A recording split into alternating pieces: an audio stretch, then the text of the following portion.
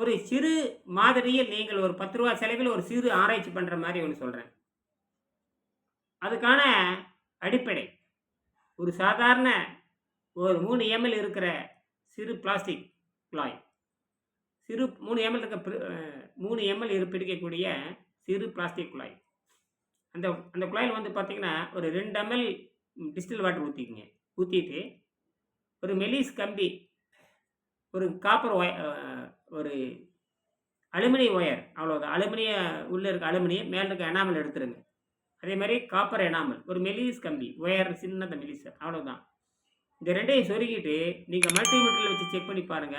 0.7 வோல்ட்டுமே 5 milli ஆம்பும் கிடைக்கும். இதுதான் quantum மெக்கானிக்ஸ்ன்னு பேரு. அதாவது எக்ஸ்ட்ரீம் அளவுல வந்து பார்த்தீங்கன்னா, எனர்ஜி ரிலீஸ் பண்ணுது. இதுதான் பின்னால செராமிக்கா மாறுது.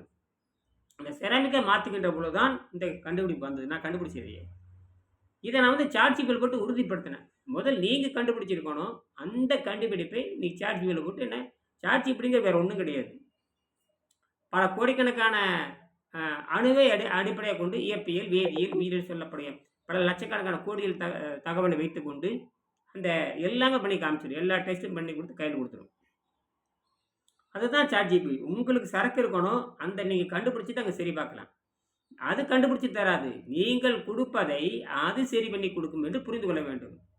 ChatGPT என்பது கண்டுபிடித்து தரக்கூடிய இயந்திரம் அல்ல என்று புரிந்து கொள்ள வேண்டும். உங்களுக்கு அறிவு இருக்க வேண்டும். நீங்கள் குறைஞ்சது ஒரு 10, 15 மெட்டலாவது தெரிஞ்சு வச்சிருக்கணும். அது மெட்டல் ஆஃப் வேற ஒண்ணும் இல்ல. நம்ம ஏற்கனவே இரும்பை பத்தி தெரிஞ்சிருக்கணும். இரும்பு செந்தூரத்தை பத்தி தெரிஞ்சிருக்கணும். இரும்பு செந்தூரம். இரும்பு என்பது மூலப்பொருள். அது வந்து 1000 டிகிரி வெப்பத்தில் சூடாகின்ற பொழுது, அது மெட்டல் ஆக்சைடா மாறும். வேற ஒண்ணும் இல்ல. Red oxide. நம்ம இரும்புக்கு வண்ணப்பூச்சு பூசுறோம்ல அதான் ரெட் ஆக்சைடு. ரெட் ஆக்சைடு கண்டுபிடிக்கப்பட்டு பல 1000 ஆண்டுகளுக்கு முன்ன கண்டுபிடிக்கப்பட்டாச்சு. புரியுதுங்களா? இரும்பை கண்டுபிடிக்கும் பொழுது ரெட் ஆக்சைடு கண்டுபிடிச்சுட்டாங்க. சித்தர்கள் கண்டுபிடிச்சாங்க. உயிர் பொருளை வைத்து கண்டுபிடிச்சாங்க. இரும்பு தூள், சிட்டத்தூள்னு சொல்லுவாங்க. அரத்துல ராவுவாங்க அப்படியே. அரத்த ராவி இருக்காங்க பாருங்க. அரத்துல ராவி அந்த இரும்பு பொடி உருவாக்கி பார்த்தீங்கன்னா, அதில கல்லுல ஊற வைப்பாங்க. அதாவது தென்னங்கல்லு அல்லது பனங்கல்லுல பனங்கல்லுல தான் ஊற வைப்பாங்க. பனங்கல்ல ஊற வச்சு, அது ஒரு 2 நாள் 3 நாள் ஊற வச்சதுக்கப்புறம் அது வந்து நிறமா மாறும். கருப்பு நிறமா மாறும். புரியுதுங்களா? நீங்க ஒண்ணும் வேண்டாம். நீங்க சாதாரண ஒரு சின்ன சின்ன இரும்பு ஆணிகள் இருக்குல்ல, பழைய துருப்பிடிச்ச ஆணிய நீங்க வந்து உப்பு நீர்ல போட்டு வச்சுருங்க. ஒரு டப்பால போட்டு வச்சுடுங்க. 2 நாள் கழிச்சு பார்த்தா அந்த நீரே கருப்பா இருக்கும்.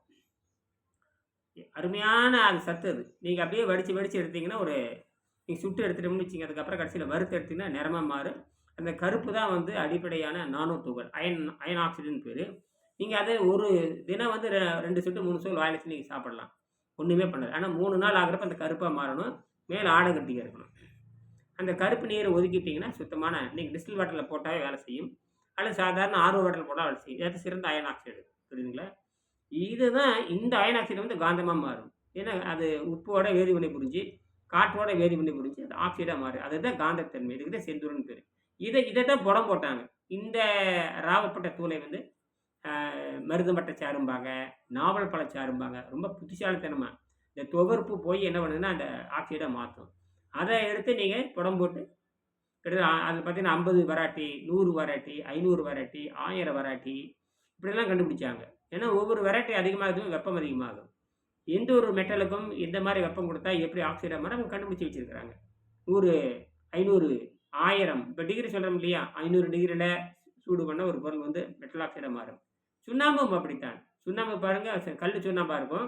கல்லு சுண்ணாம்ப சுரவாயில வச்சு சூடுவாங்க. அதனால 2 நாள் 3 நாள் எரிப்பா என்ன ஆகுன்னா, குறிப்பிட்ட டிகிரி மாறுகின்ற பொழுது, அது கால்சியம் ஆக்சைடாக மாறும். இதுதான் அறிவியல். இதெல்லாம் தமிழர்கள் கண்டுபிடிச்சாங்க. சரிங்களா? சுண்ணாம்பு சூளை கண்டுபிடிச்சது தமிழர்கள் தான். சுண்ணாம்பு சூளை, ஓடக்கல்லு. அதுக்கப்புறம் கடைசியா இப்ப சிப்பிலாம் வந்துருச்சு. இதுவும் அப்படித்தான். இந்த சிப்பி தூக்கி போட்டு அதுக்கு வந்து அது இப்ப பார்த்தீங்கன்னா வேற ஒண்ணு கால்சியம் கார்பனேட்ன்னு பேரு. Calcium carbonate. இந்த கால்சியம் கார்பனேட்ட என்ன பண்ணுவாங்கன்னா, அதில இருக்க கார்பன நீக்கிட்டு ஆக்சைடு ஆயிரும். வேற ஒண்ணுமே இல்ல. ரொம்ப சிம்பிள். இதெல்லாம் அவங்க கண்டுபிடிச்சாங்க. சரிங்களா? மிகப்பெரிய நாகரிகமுடையவங்க. இப்ப நான் இந்த மின்சாரம் எப்படி தயாரிக்குன்னு சொல்றேன். மின்சாரம் தண்ணீர் எரிபொருளாக மாற்றும் புதிய கண்டுபிடிப்பு. காந்த செராமிக் தொழில்நுட்பத்தின் மூலம் நீர் தானாகவே அயன்களாக பிரிக்கப்படுகிறது. வணக்கம். மீண்டும் தொடங்குது. இந்த தண்ணீரில் அந்த புரோட்டான் எலக்ட்ரான் வந்து அதிர்ந்து கொண்டே இருக்கும் என்பது புரிந்து கொள்ள வேண்டும். இந்த தூய தண்ணீர் வச்சு நீங்கள் பார்க்கலாம். வெறும் 10 ரூபா செலவில் நீங்கள் ஆராய்ச்சி பண்ணலாம். அதான் விஷயமே. இது எப்படி வேலை செய்யுது? காந்த செராமிக் தொழில்நுட்பத்தின் மூலம் நீங்கள் அது கூட ஏதாவது ஒரு மெட்டல் ஆக்சைடு போட்டு பார்க்கலாம். ஆரம்பத்தில் இது வந்து ஆம்பியர்லாம் வராது, வோல்ட் மட்டும் தான் வரும். அது உண்மையானு கண்டுபிடிக்கிறதுக்கு தான். நீங்கள் வேணா சும்மா கொஞ்சோன்னு அயன் ஆக்சைடு போட்டு பார்க்கலாம். நம்ம இரும்பு கடையில் வைக்கல அயன் ஆக்சைடு சும்மா ஒரு ஒரு மில்லிகிராம், ஒரு 5 மில்லிகிராம் போட்டால் போதுமானது. நம்ம ஊற்றுறதே 3 ml தான் ஊற்ற போகிறோம். 5 மில்லிகிராம் போட்டால் போதும். சும்மா இவ்வளோ போட்டால் போதும். சும்மா செக் பண்ணி பார்க்குறதுக்கு தான். அது வந்து 0.7 வோல்ட்டு 5 மில்லி வரும். இதை வச்சு ஒன்றும் பண்ண முடியாது. ஏன்னா ஒரு 10 டியூப் வச்சோம்னா உங்களுக்கு வந்து 7 வோல்ட் கிடைக்கும். அதே ஆம்பியர் அதிகமாகாது. வோல்ட் மட்டும்தான் அதிகமாக தவிர ஆம்பியர் அதிகமாக. ஏன்னா ஆம்பியர் அதிகமாக சர்ஃபேஸ் ஏரியா அதிகமாக இருக்கணும். அப்புறம் ஒரு மெட்டலுடைய அது நானும் போரஸ் எஃபெக்ட் இருக்கணும். அதாவது கண்ணுக்கு தெரியாத நுண்துளைகள் இருக்கணும். அப்போ இதே மெட்டல் ஆக்சைடாக கொண்டு ஒன்றும் இல்லை. காப்பர் ஆக்சைடு, அலுமினியம் ஆக்சைடு, கட்டாயமாக மெக்னீசியம் ஆக்சைடு, ஃபெரிக் ஆக்சைடு, அப்புறம் கொஞ்சோண்டு நிக்கல் ஆக்சைடு, கொஞ்சோண்டு அலுமினியம் ஆக்சைடு, கொஞ்சோண்டு குரோமியம் ஆக்சைடு, அவ்வளோதான். இதை வந்து கலந்துடணும். ஒரு இனிப்பு எதாவது கலக்கணும். ஸ்டார்ச் கலக்கலாம் அல்லது ஜெல் கலக்கலாம். எதாவது கத்தாழை கூழில் அது வந்து கலக்கினோம்னா பேஸ்ட் மாதிரி பசை மாதிரி ஆயிரும். அது 800 டிகிரியில் சிண்டரிங் பண்ணணும். வேறு ஒன்றும் இல்லை. எலக்ட்ரானிக் இருக்குது, எலக்ட்ரிக் ஸ்டவ் இருக்கு இல்லையா, அதுக்கும் ஃபர்னஸ் இருக்குது. இந்த சேம்பரில் வச்சு நீங்கள் 800 டிகிரியில் ஹீட் பண்ணிங்கன்னா ஒரு மாதிரி ஆயிரும். ஒரு 800 டிகிரி ஹீட் பண்ணி ஒரு 6 மணி நேரம் ஹீட் பண்ணணும். அதுக்கப்புறம் கூல் டவுன் பண்ணணும். அது குளிர்ச்சி ஆக்கணும். அது அப்படியே குளிர்ச்சியாகி மெல்ல ஆயிரும். அதை எடுத்து திருப்பி மறுபடியும் பொடி பண்ணணும். பொடி பண்ணி நல்லா பொடி பண்ணணும். பொடி பண்ணதுக்கப்புறம் டபுள் சென்டரிங் இருக்கணும். இன்னும் 2வது சென்டரிங்னா வெறும் சுட்டு எடுக்கிறது, வேறு ஒன்றும் இல்லை. அதை வந்து 1000 டிகிரியில் சுடணும். சுடும் பொழுது அது ஸ்ட்ரென்த் ஆயிருக்கு, கடுமையான ஸ்ட்ரென்த் ஆயிரும். சரிங்களா? அது செங்கலை சுட்டு எடுக்க மாதிரி. செங்கல் பார்த்தீங்கன்னா பச்சை செங்கல் ஒன்றும் பண்ண முடியாது. அது 1000 டிகிரியில் சுடும்போது சிலிக்கான் வந்து உருகிடும். அதே மாதிரி இது இறுகி பிடிச்சிக்கும். அந்த போரஸ் எஃபெக்ட் அருமையாக வந்துடும். நானும் இப்போ பிகோ போரஸ் எஃபெக்ட் வரதுக்கு இன்னும் நிறைய வேலை செய்யணும். அதை பண்ணி என்ன பண்ணிங்கன்னா இறக்கிங்க வேண்டியது தான். ஒரு பக்கம் ஜிங்க் தகடு வச்சுக்கிட்டு இந்த சுட்டு எடுக்கப்பட்ட அந்த தகடு இருக்குது பார்த்தீங்களா, அதான் பார்த்தீங்கன்னா HCl ஹைட்ரோ எலக்ட்ரிக் செல் அடிப்படை. அது பார்த்தீங்கன்னா ஃபெரைட்டு என்ன அடிப்படை பார்த்தீங்கன்னா மெக்னீசியம் ஃபெரைட்டு, நிக்கல், அலுமினியம், எப்படி வேணால் சொல்லலாம். மெக்னீசியம் ஃபெரைட்டு ஹைட்ரோசெல்னு சொல்லலாம். மெக்னீசியம் ஃபெரைட்டு எலக்ட்ரோசெல் பிளேட்டுன்னு சொல்லலாம். இந்த மாதிரிலாம் சொல்லலாம். அதான் அடிப்படை. பார்த்தா ஆரஞ்சு நிறத்தில் வந்துடும். அப்போ கீழே அடியில் ஒரு தகடு வைக்கணும். அது வந்து ஜிங்க் தகடு வச்சுக்கோங்க. இதை மேலே வச்சுருங்க. வச்சுட்டு அது மாதிரி பார்த்தா சில்வர் லைன் மாதிரி அல்லது காப்பர் லைன் கொடுக்கலாம். எப்படி பார்த்தீங்கன்னா நீங்கள் அந்த சூரிய தகடுக்கு வந்து லைன் வைக்கிற மாதிரி அந்த மேலே இது வந்து பாசிட்டிவாக வச்சுக்கிங்க, அது நெகட்டிவ் வச்சுக்கிங்க. ஜிங்க் தகடு நெகட்டிவாக இருக்கணும். இந்த சில்வர் நூல் இலை இருக்கு இல்லையா, அதை வந்து பாசிட்டிவாக வச்சுக்கணும். 2 கனெக்ட் பண்ணி பார்த்தீங்கன்னா ஒரு சதுர சென்டிமீட்டருக்கு பார்த்தீங்கன்னா 0.9 வோல்ட்டுமே 30 மில்லி ஆம்பும் கிடைக்கும். இப்போ 10 சதுர சென்டிமீட்டர்னா கிட்டத்தட்ட பார்த்தீங்கன்னா 9 வோல்ட்டும் 300 மில்லி ஆம்பும் கிடைக்கும். ஸோ பயங்கரமாக லைட் தெரியும் ஒரு சிப்புக்கு. இது மாதிரி 10 சிப் வச்சு என்ன ஆகும்? பயங்கரமாகும். ஆக நம்ம 10, 20 வச்சுட்டு பண்ணோம்னா வேணுங்கிற மின்சாரம் கிடச்சிட்டே இருக்கும். இதுதான் கண்டுபிடிப்பு. சரிங்களா? ரொம்ப அற்புதம்.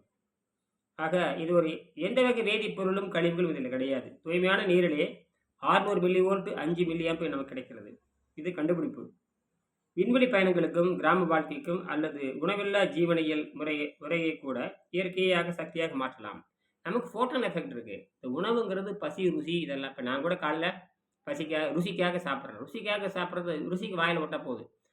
ஆக ஆரோக்கியம் என்பது ருசிக்காகவே தவிர உணவு என்பது ஆரோக்கியத்துக்கு வரவே வராது. சரிங்களா? ருசி தான் நம்ம அடிப்படை. 5ஆம் அறிவு நம்ம ருசியாக தான் பிறந்தோம். அந்த ருசியை நம்ம மறுக்கிற பொழுது ஆரோக்கியம் வருது. ரீசைக்ளிங் பண்ணுறோம். அதை ஒரு உண்ணாநோண்டுங்கிறது மறுசுழற்சியை தவிர ஒன்றுமே கிடையாது. நம்ம யார் வேணாலும் செய்யலாம். 5 வயசுக்கு மேலே இருக்க புத்தகம் வாங்கி படிங்க. இது உங்கள் இனிய நண்பன் காமுவும் இயல் சூயி இவர்களும் சேர்ந்து கண்டுபிடிக்கப்பட்டது தான். திஸ் இஸ் வெங்கன் செமே வாட். சரி, எப்படி தானாகவே ஹைட்ரஜன் பிரிக்கிறது, இதுதான் குவாண்டம் மெக்கானிக்ஸ்னு பேர். யார் வேணால் செஞ்சு பார்க்கலாம். சரி, இதுக்கு இங்கிலீஷில் சொல்லிடுறேன். By enabling self ionization. இது சயின்ஸே தான். செல்ஃப் அயனைசேஷன், செல்ஃப் டிஸ்அசோசியேஷன் சொல்லுவாங்க. எந்த ஐஐடி இன்ஜினியரும் செஞ்சு பார்க்கலாம். இது வரைக்கும் எந்த ஐஐடி இன்ஜினியரும் செஞ்சு பார்த்துருக்க மாட்டாங்க. அதுக்கப்புறம் செராமிக் கேக்காக மாற்றிக்கணும். வோல்ட் கிடைக்கும், ஆம்பியர் கிடைக்காது. வோல்ட் கிடைக்கும், ஆம்பியர் கிடைக்காது. ஆம்பியர் வேணும்னா சர்ஃபேஸ் ஏரியா வேணும். அதெல்லாம் வந்து எலக்ட்ரோ நிச்சயமாக வந்து பார்த்தீங்கன்னா, இராணுவத்துறை, அப்புறம் வந்து விண்வெளித்துறை, அப்புறம் வந்து மத்திய அரசாங்கம் சேர்ந்த அறிவியல் ஆராய்ச்சி மையங்கள் இவங்களுக்கு தான் புரியும். ஏன்னா அவங்களே இந்த டிபார்ட்மெண்ட் இருக்கும், மற்ற யாருக்கும் புரியாது. குறிப்பாக செராமிக் டிபார்ட்மெண்ட் நல்லா புரியும். குறிப்பாக பேட்டரி துறை, எனர்ஜி எனர்ஜி துறைன்னு சொல்கிறாங்களே, எனர்ஜி டிபார்ட்மெண்ட் அவங்களுக்கு தான் அது புரியுமே தவிர மற்ற எந்த டிபார்ட்மெண்ட் இது புரியாது. சரி,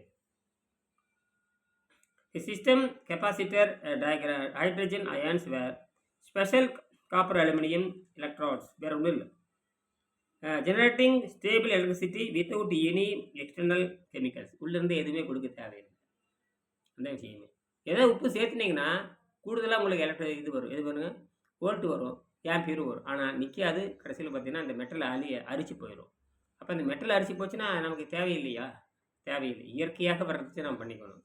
ஆக தண்ணீரை எரிபொருளாக தான் மாற்றலாமே தவிர நம்ம மெட்டலை இழக்க முடியாது. ஆனோடும் நேனோடும் குறைஞ்சி வச்சு 30 வருஷத்துக்கு தேவைக்கூடாது. அதுதான் கண்டுபிடிப்பு. இது என்ன வரும்னா ஹைட்ரஜன் வரும், ஆக்சிஜன் வந்து ஹைட்ராக்சைடாக மாறிடும். ஹைட்ரஜன் நம்ம வந்து என்னவாகும், நம்ம அறுவடை பண்ணிக்கலாம். அப்புறம் எலக்ட்ரிசிட்டி இலவசமாக வந்துடும். எலக்ட்ரிசிட்டிங்கிறது 2 பொருள் சேரும் பொழுது பிரியும் பொழுது இயற்கையாக வர்றது எலக்ட்ரிசிட்டி தவிர எலக்ட்ரிசிட்டிங்கிறது ஒரு விஷயமே கிடையாது. ஒரு பொருள் எந்த 2 பொருளும் ஒன்றுமே இல்லை. காற்றுல இருக்க நைட்ரஜனும் ஆக்சிஜனும் சேர்த்துட்டிங்கன்னா வெப்பம் உண்டாகும். அதில் எலக்ட்ரிசிட்டி வரும். எதில் விட எலக்ட்ரிசிட்டி வரும்? 2 பொருள் சேரணும், 2 அயன்ஸு சேரணும். புரியுதுங்களா? நைட்ரஜன் அயன்ஸும் சேரணும், ஆக்சிஜன் அயன். செராமிக்கில் இவ்வளோ சேர்த்துக்கின்ற செராமிக்கில் தான் இது விஷயமே இருக்குது. அது நானோ பார்ட்டிக்கலாக இருக்கணும், நானோ கேப் இருக்கணும்.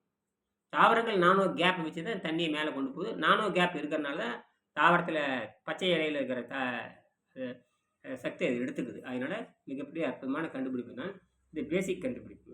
சரி, this is technology produced around 600 millivolt and 5 milliamps from just 3 ml of clean water continuously. இதுக்கிறது 10 நாள் எரியும். இந்த 10 நாள் எரிஞ்சிக்கிட்டே இருக்குது. நீங்கள் வேண்டாம் ஒரு 5 டிவி வச்சு பாருங்கள். 10 நாள் கழிச்சு பார்த்தா தண்ணி இருக்காது. தண்ணி என்னவா இருக்குன்னா இன்னும் ஹைட்ராக்சைடாக மாறி இருக்கும். அப்புறம் வந்து மின்சாரம் இலவசம், அது விட்டுருங்க. அதுக்கப்புறம் ஹைட்ரஜன் கிடைக்கும். அப்போ வாட்டர் இஸ் ஏ ஃபியூலாக மாறுது. இதான் விஷயமே.